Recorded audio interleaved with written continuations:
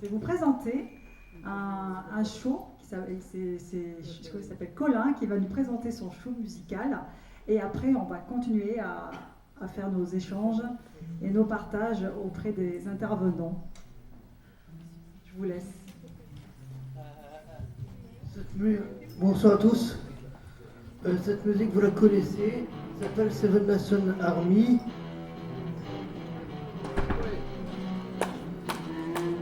Et du White Stripes.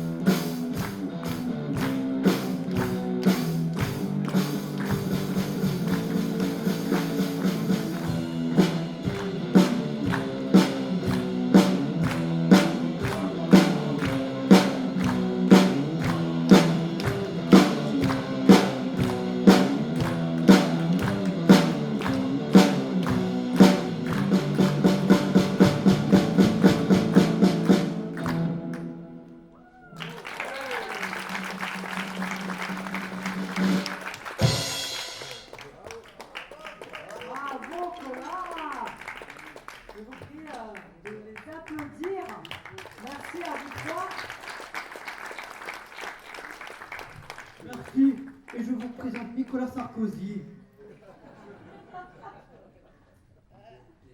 Merci beaucoup.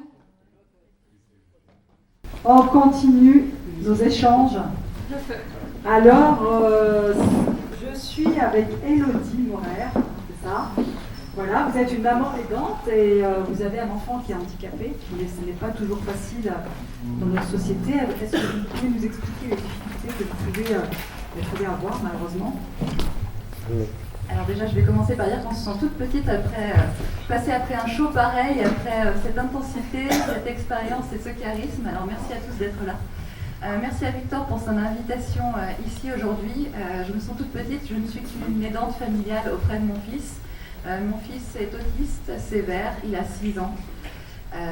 Donc j'ai découvert le domaine du handicap depuis son pré-diagnostic, depuis l'entrée à l'école, depuis qu'il avait 2 ans et demi.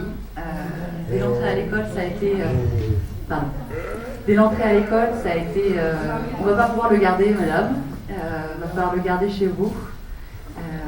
Donc on découvre cet univers-là, il se passe du temps sur toute la partie diagnostic, on parle d'un handicap invisible, alors que jusqu'ici les témoignages ont été plutôt sur des handicaps plus visibles. C'est un autre aspect qui présente les choses différemment. On parlait de places handicapées. Moi je me fais toujours regarder de travers quand j'utilise ces places auxquelles je peux prétendre parce que mon fils, de par son handicap, peut avoir besoin qu'on aille très vite. Du fait de son impatience qui peut provoquer des crises. Donc on a beaucoup de chemin à faire au niveau de l'acceptation dans un sens comme dans l'autre. On parlait de Lyon 5e, j'y habite, donc effectivement il y a beaucoup de choses à faire, mais il y a aussi des choses qui sont faites. Moi j'ai rencontré des associations incroyables, notamment mon fils a la possibilité aujourd'hui d'accéder à un cours de piscine adapté pour enfants présentant des troubles du spectre autistique. Ils sont aujourd'hui 25 enfants accompagnés à Sainte-Foy-les-Lyons dans un cours adapté pour eux. C'est absolument magique d'avoir pu trouver ça. Ça a pris du temps, ça vient d'initiatives en général individuelles qui ont été impactées. Un jour, quelqu'un a dit à un éducateur, écoute, j'ai personne pour mon fils, est-ce que tu n'as pas une solution à me proposer? Et ça a grandi, les élèves ont été formés et aujourd'hui on a quasiment de l'accompagnement de 1 pour 1, ce qui est une chose merveilleuse. Dans le 5e aussi, on a l'école de cirque de Ménival.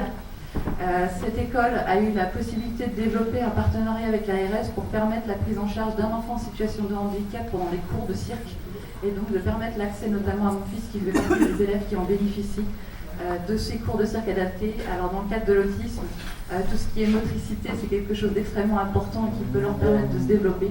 Et aujourd'hui, je sais que mon fils peut accéder à ça. Ce sont des initiatives merveilleuses qui nécessitent d'être développées, connues, transposées à d'autres endroits. C'est des choses qui m'a fallu du temps en tant que parent pour les découvrir, pour pouvoir les partager, pour pouvoir y accéder aussi tout simplement. J'ai l'impression d'avoir perdu du temps, le temps de trouver ces éléments-là, puisque ça fait 3 ans qu'on est dans cette sphère du handicap, que notamment dans l'autisme, on vous dit que c'est un parcours du combattant, c'est une course contre la montre, notamment parce qu'il faut une prise en charge précoce. Donc entre guillemets, il avait 3 ans, il était déjà foutu. Il aurait fallu, excusez-moi, le mot est un peu fort, mais c'est presque ça ce qu'on nous a dit. C'est la réalité, c'est qu'on nous dit aujourd'hui, pour une bonne prise en charge, il faut la prendre en charge à 18 mois. À 18 mois, il n'y avait pas de signe. Mon fils Léo a un frère jumeau, donc je peux vous dire qu'en termes de développement, s'il y avait une vraie différence, on aurait dû la voir. Donc au bout d'un moment, c'est un peu facile de dire qu'il aurait fallu, qu'il aurait été possible de le voir. Tout ça pour dire que ouais, c'est une course contre la montre, mais c'est aussi des choses merveilleuses, c'est des joies et des peines, c'est des difficultés. Mais l'important, c'est de pouvoir en parler. C'est ce qui m'a motivée à témoigner ce soir. C'est de parler avec d'autres personnes, avec d'autres parents, c'est d'ouvrir aux autres, c'est de sensibiliser au handicap, c'est de sensibiliser au parcours du combattant que ça représente pour nous, aidants familiaux. C'est un terme particulier, aidant familial. On ne sait pas qu'on est aidant en fait, on est juste parent en fait. On est juste proche, on est juste la grand-mère, on est juste la personne qui va aider cette personne. On ne sait pas que ça devient un métier. Et après, on réalise que si, on y a perdu son job, on y a perdu sa santé, que c'est un travail de tous les jours, mais que de toute façon, ça en vaut la peine parce que chaque petit progrès est une victoire sur la vie et pour l'avenir. Et que, au-delà du travail qui est fait auprès de mon fils, l'important pour moi, c'est de travailler avec vous tous sur le regard que vous pouvez lui porter à tous les moments de sa vie, parce que j'aurais besoin de vous pour m'aider.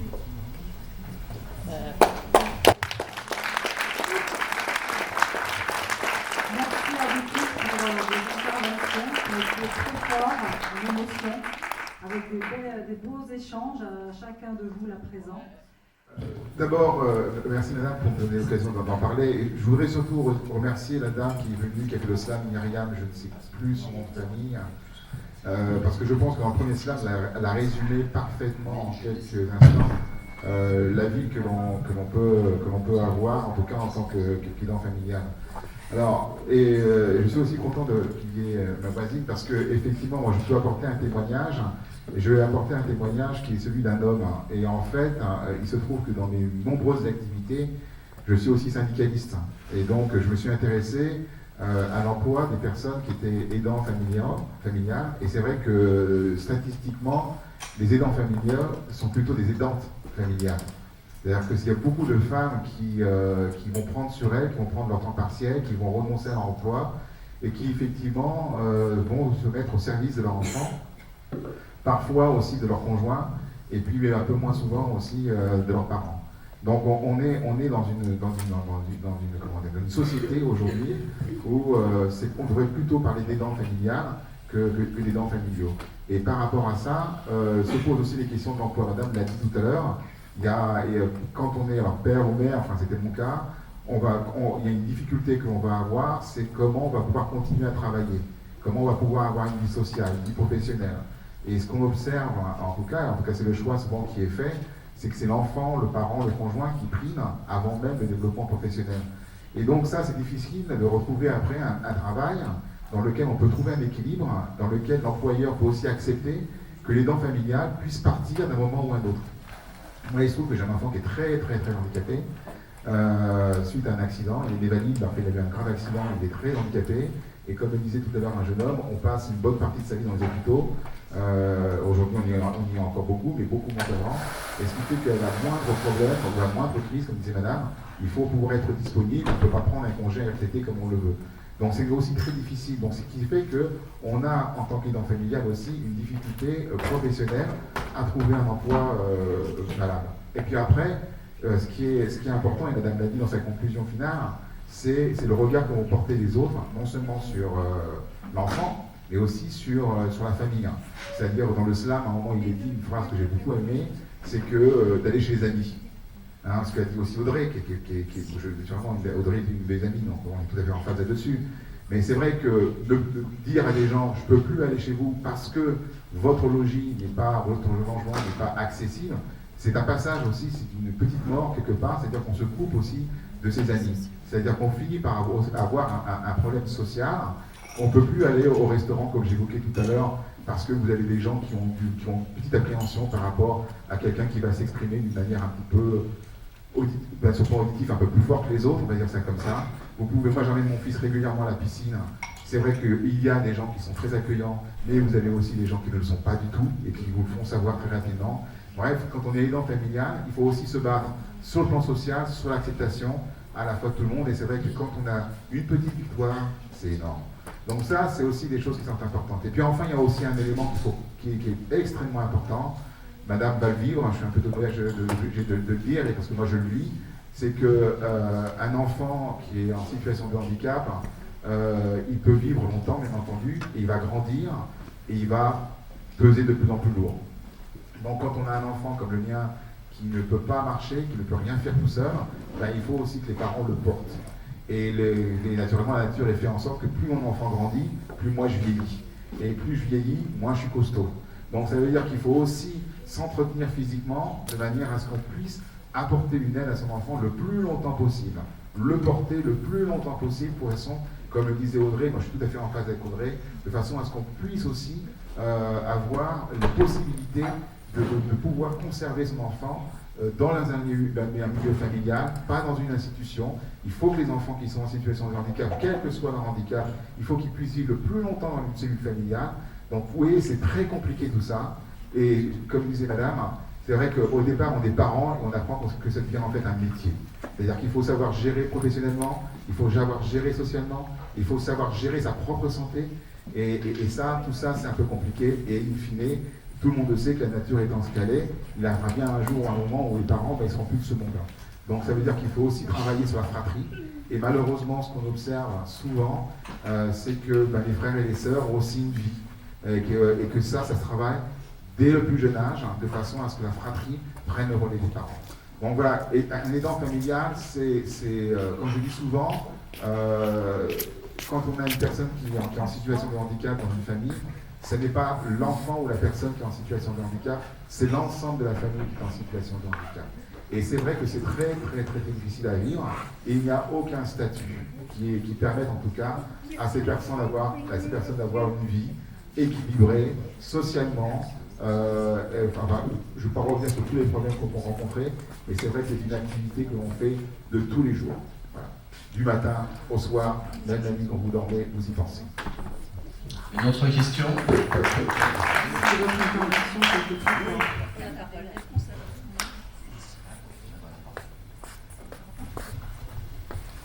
Excusez-moi, monsieur, mais moi,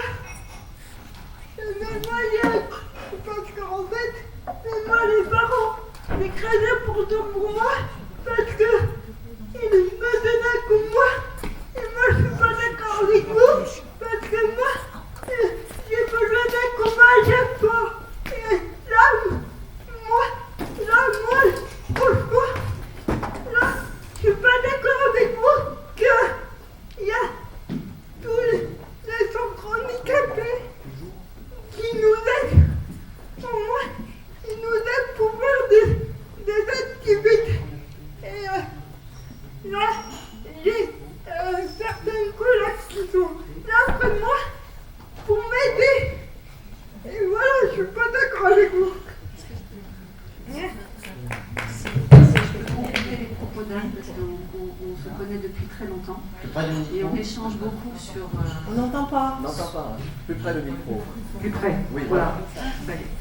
Alors Anne, je crois, si je peux me permettre, ce que vous voulez dire, c'est que pour vous c'est important de vivre en institution, contrairement à ce que vous avanciez, parce que vous avez besoin de prendre de la distance avec votre famille, et parce que vous avez des liens qui sont très, très affectifs avec vos parents, mais vous avez besoin d'avoir votre propre vie et de pouvoir prendre vos décisions à un moment avec toute personne.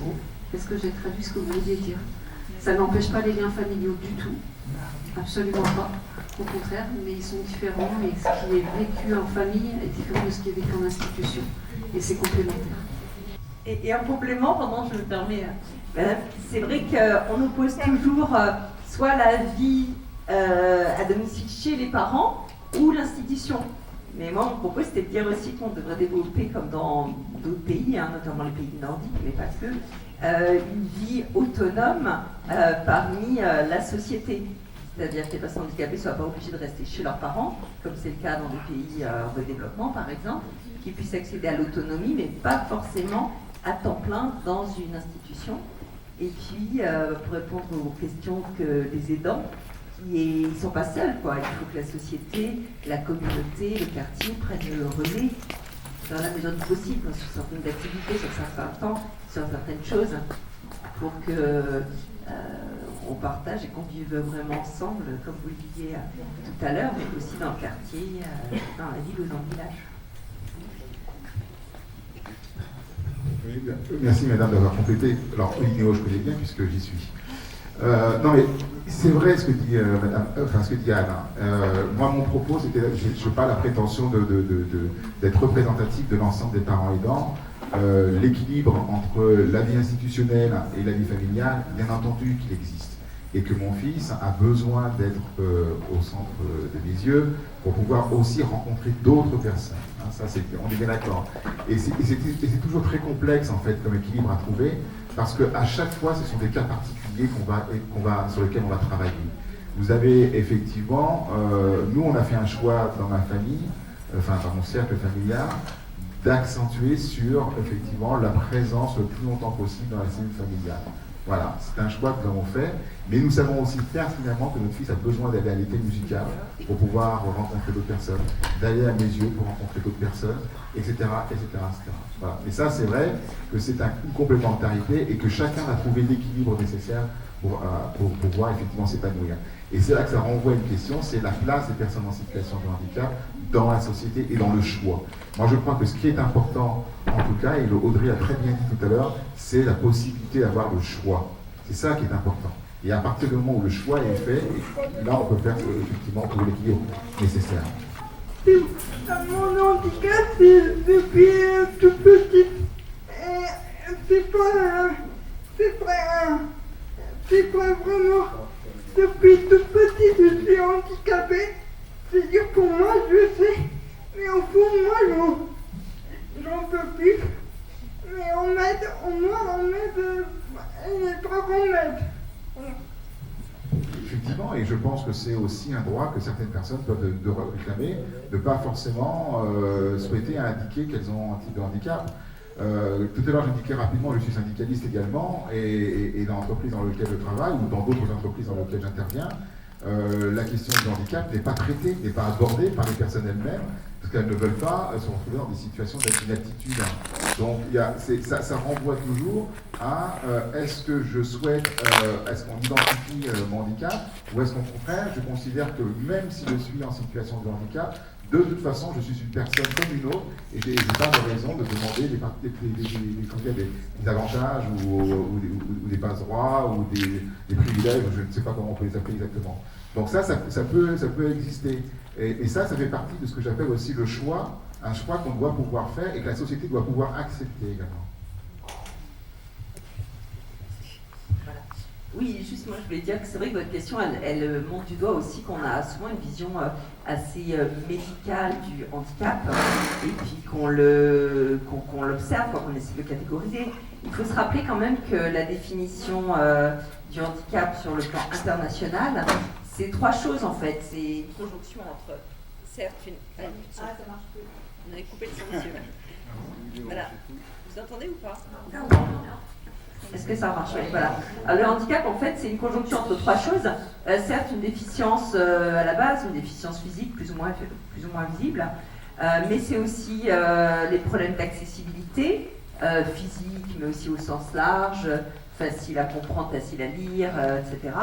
Et puis, troisièmement, une culture qui n'est pas ouverte à la différence, qui n'est pas permissive. Donc, le handicap... invisible, c'est un peu la même chose, on ne s'entend pas qu'une personne ait tel ou tel problème, donc on n'est pas très ouvert, mais en réalité, tout le monde est plus ou moins handicapé à son niveau, quoi. Il y a des personnes valides qui sont un peu déprimées, il y a des handicapés multimorales, donc je veux dire, on a tous des problèmes.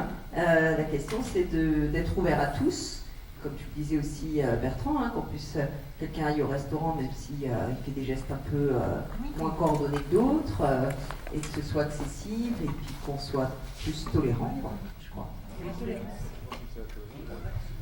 Quand vous dites la tolérance, c'est vrai qu'on n'est pas du tout tolérant, c'est ça le problème aujourd'hui dans cette société. Ouais, je pense que chacun peut mettre un peu de son sien et qui va faire les choses, que les choses vont bouger et vont aussi changer.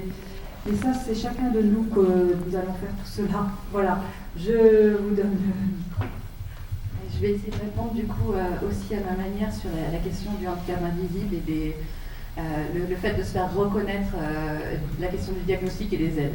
Je pense que la question n'est pas la même quand on parle d'un enfant ou quand on parle d'un adulte, justement par rapport au regard de la société sur soi.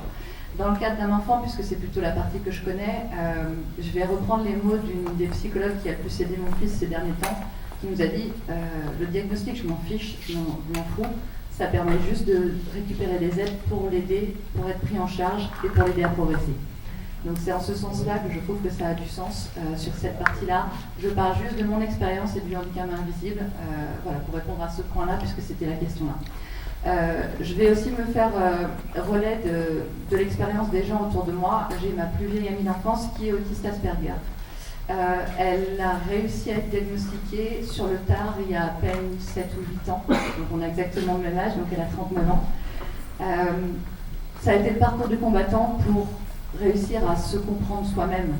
Sans ce diagnostic, ça a été très compliqué, elle ne comprenait pas sa différence, elle ne comprenait pas pourquoi c'était compliqué d'avoir des interactions sociales, comment c'était compliqué de justement se retrouver face à des gens plutôt duplices alors qu'elle était d'une naïveté touchante. Et ce diagnostic lui a permis à un moment donné de s'y retrouver. Aujourd'hui, le système est fait que c'est quelqu'un qui s'exprime tout à fait correctement, très bien. Personne ne pourrait se dire, on parle d'handicap invisible, vous verriez mon fils, en 3 secondes, vous sauriez qu'il y a un handicap et qu'il y a un souci. Quand vous la verriez, vous ne vous en rendriez pas compte. En revanche, résultat, le système est tellement fait qu'on va mettre en doute son honnêteté quand elle dit que c'est compliqué pour elle de vivre. Et aujourd'hui, c'est une complexité folle pour elle d'obtenir l'allocation adulte handicapé pour ces raisons-là. Donc on a vraiment beaucoup de choses à faire par rapport à ça. Après, le fait que des gens refusent d'être reconnus handicapés dans la société de par le handicap supplémentaire que ça va leur rajouter, hein, parce que clairement c'est ça, c'est-à-dire qu'on se rajoute une couche supplémentaire. Je comprends que ça puisse être fait et j'aimerais bien que ça ne le soit pas. C'est comme depuis que j'ai rencontré Victor, je me suis moi-même engagée dans le milieu associatif, c'est assez récent. Donc, je suis aujourd'hui membre d'une association qui s'appelle Deux petits pas pour demain. Et on a cherché justement à travailler sur ces aspects-là pour pouvoir faire reconnaître ces éléments-là. Excusez-moi, j'ai perdu mon fil, mais bon. Voilà, excusez-moi, merci. Merci.